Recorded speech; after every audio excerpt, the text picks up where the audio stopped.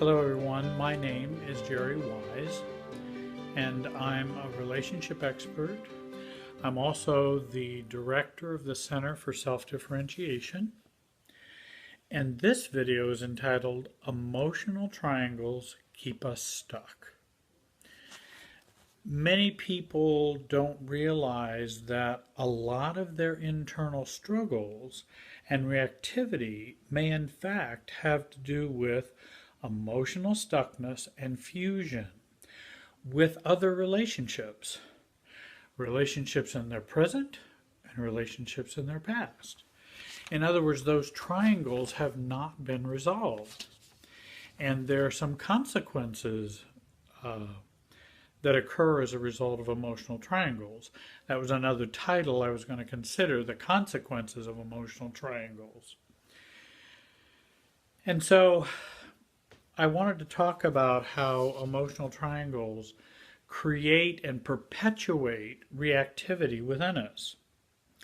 First of all, a two-person relationship tends to become very unstable, especially if both people come from dysfunctional families. And again, a two-person relationship is we call a dyad. Three-person is a triad or a triangle, but a dyad has two people in it. And we know that through family systems research and family systems experience that it's very hard for two people to maintain a consistent, continuing, stable, emotional relationship without some ups and downs in it. Because a two-person relationship is not stable unless both people are significantly self-differentiated. I mean significantly. Triangles, well, in fact, I also wanted to say that most dyads are a problem in search of a triangle. And in fact, most two-people relationships are often searching for a third to stabilize that relationship. Triangles are a short-circuiting mechanism. It helps us to avoid the discomfort of being ourselves and of dealing with conflict and intimacy between two people. Simply put, a triangle is one of the primary means of how people deal with instability in a dyad or in a relationship, and it's one of the primary means of how people deal with the imbalance that they cannot maintain between the two forces of togetherness and separateness. Since they can't maintain that balance very well, then they use a third party to balance out the relationship. And of course, on the one hand, triangles are always paradoxical. On the one hand, there's some benefits to triangles. On the other hand, there are some downsides to triangles. I think that we can triangle in many things. You don't have to just triangle in people. You can triangle in issues, process addictions, substance addictions, work, sex, children, pets, virtually anything. Whatever choices, the result is the same. It's a pseudo way, a false way of reducing conflict, fear, anxiety, and fear of intimacy in a primary relationship. Also, we triangle in other people and other things because we have unresolved triangles in our own family of origin, which may be past and present. Let me talk just a little bit about Jack and Jenny. And I've got a whiteboard here, but let me talk about Jack and Jenny and then I'll get the whiteboard and describe something for you. Jack and Jenny are married, and during their honeymoon phase, of course, their dyad was just absolutely heavenly. Very stable, no arguments, they were in love, and that's the honeymoon phase. The difficulty is maintaining that honeymoon phase throughout your entire relationship. It's also probably not even healthy to maintain that throughout the relationship. But once the honeymoon phase starts to wear off, now we have to deal with this dyad, this relationship between two people in which there's close proximity, expectations of intimacy, and then that's when the roller coaster and the problems and the issues start to bubble up. Well, let's say Jenny has been angry with her husband Jack, and she's been not happy with him. He's been kind of uninsightful, doesn't quite get hers, not sure what she's upset about, and she's kind of frustrated and angry, and they're not communicating very well. So then what does a dyad do to try to stabilize itself? Get a third party, because we want to stabilize that relationship. So Jenny dumps her anger or frustration about Jack on Beth, her best friend, about how she feels about Jack. And then what happens between the relationship between Jack and Jenny? Believe it or not, it starts to settle down. Or it feels more tolerable or less tense between Jack and Jenny because Jenny has gone to Beth and taken all of her frustration from the dyad and taken it over to Beth. But now, who has some tension between them that didn't have that there before? Jack and Beth. And now they begin to have some tension or conflict. So what was once between Jack and Jenny is now between Jack and Beth. And Jack and Jenny actually may be experiencing a short-term feeling good about their relationship. Jenny got to blow off steam, tell everything about what the problems were, so frustrated with Jack, and now she can be more tolerant, seems to be more patient. Where did Beth, Jack, Jenny learn to participate in triangles as a fix? And I think they learned it in their family of origin. Typically, Beth, Jenny, and Jack are all three participating in a primary triangle within their family of origin. And excuse me, and this makes the Jack, Jenny, and Beth triangle possible. Again, it's a temporary fix between Jack and Jenny. Triangles tend to let off steam, but it also tends to freeze the conflict in place by the use of a third party. And that freezing of the conflict can create symptoms, feelings, reactivity, all kinds of things within us that we don't know where it's coming from. So this video is kind of about, how do we stay stuck and what are the consequences of emotional triangles? And those involved in triangles tend to develop more emotional symptoms, more emotional reactions. They develop relational symptoms more. They develop relational reactions more, or reactivity. They develop more of an inability to resolve toxic or conflictual issues within a dyad. Then we tend to do it more with more triangles, which just exacerbates the problem for us and for other people as well. They also tend to develop stuckness or impasse, and they develop an inability to see or to choose other options. Again, the only option is either I get Jack to see it my way, which would be Jenny's complaint, or I go deal with Beth and dump it on her. And then, of course, that can create problems between Beth and Jack, and often does. Triangles do let off steam again, but it freezes the conflict in place. And a triangle can, and very often does, allow the relationship to continue without change or healing or maturity.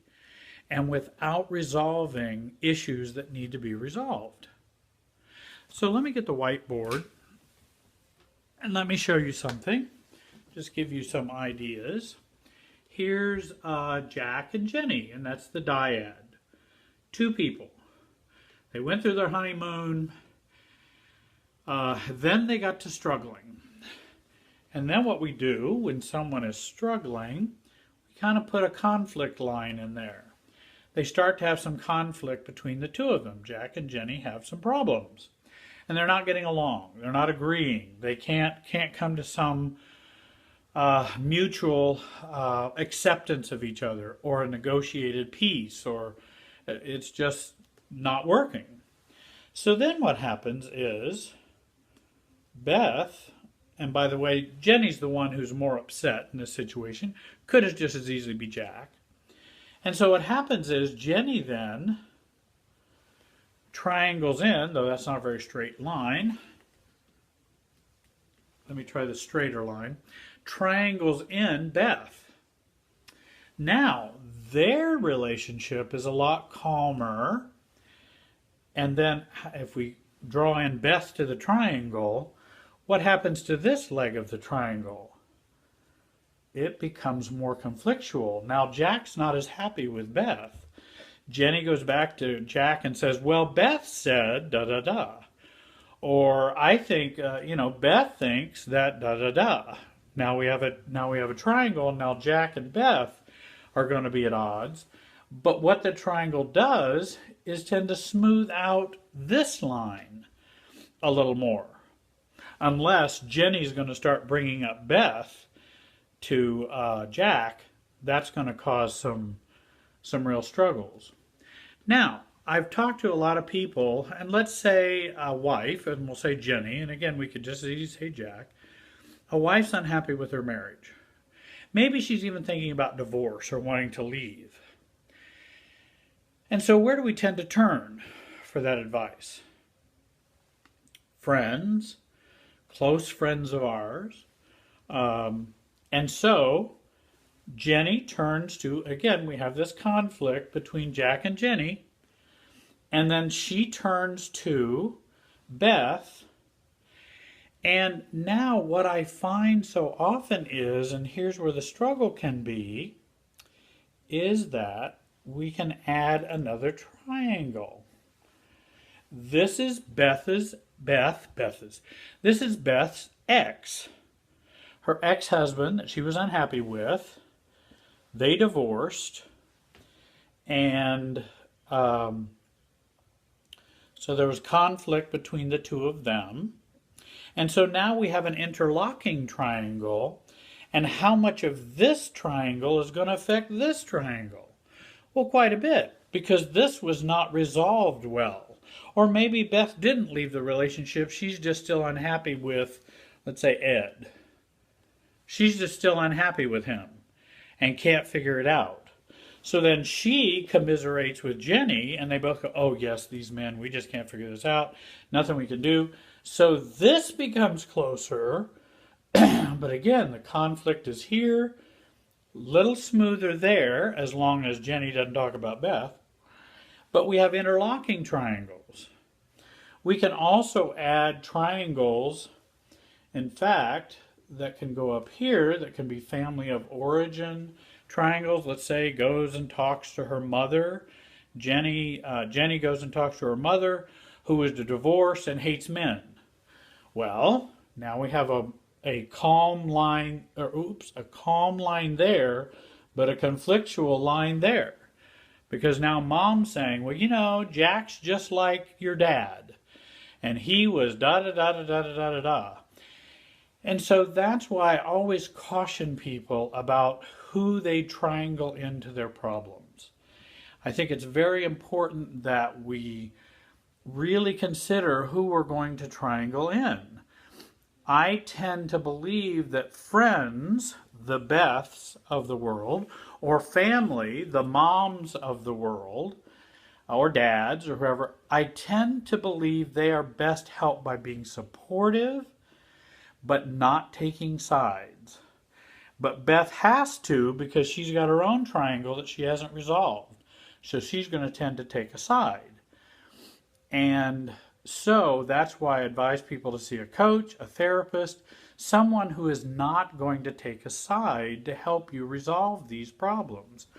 Also, hopefully, the therapist will take Jenny and Jack back to this original conflict and help them to resolve it between each other and not include other people into the mix. And by the way, this down here could also be an affair. We can triangle in affairs. And again, that's because we can't deal with the intimacy, the struggles, the conflict, the issues in this relationship. We're not mature enough to do that. And when we tend to be immature in that way, we then triangle in other folks into our relationships.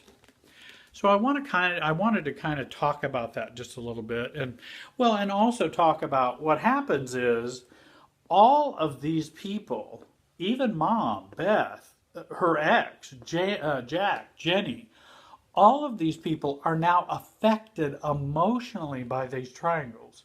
They're not neutral. They are at work inside us. We carry these triangles around with us. They're a hot potato that we carry, and that's where we get stuck areas. That's where we get, well, let's say Jack has a co-worker who comes to him who's having marital problems. Do you think all these triangles are going to affect Jack's advice to that co-worker? Oh yeah. It's going to affect his reactivity, his objectivity, and again, the more triangles that we have, the more we are in a triangle, our objectivity tends to go down, not up. And we need as much objectivity as we can to resolve these problems. That's where we need some help of a professional. Well, I hope this talk has been of some help to you. If you would like more help, or please contact me. My information is on the screen. I hope you'll join our YouTube channel. Please share these videos with your social media. And again, my contact information is on the screen.